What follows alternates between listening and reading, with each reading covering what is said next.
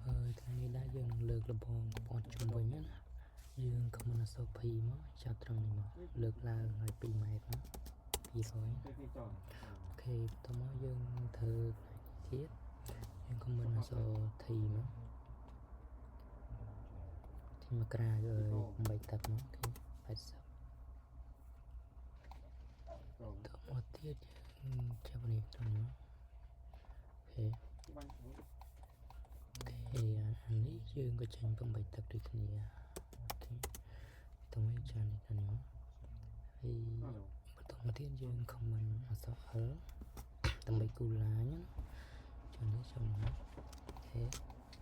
ខេចាននេះអូខេគូមកនេះទៀតនេះហើយយើងគូនេះមកអូខេហើយយកមក5ហើយយើងខមមិនអសអ៊ីមកលុបពីចោលអូខេមកនេះហើយយើងចាប់ដើមលើកនេះឡើង5ហ៊ុនអូខេ community លើក5ហ៊ុនអូខេអានេះគឺជាការស្រេចបាទនៅវគ្គនេះដែរយើងមានតែប៉ុណ្្នឹងទេហើយយើងនឹងជួបគ្នានៅវគ្គក្រោយបន្តទៅទៀតមេរៀននេះដែរយើងសូមតែបញ្ចប់ត្រឹមនេះអូខេ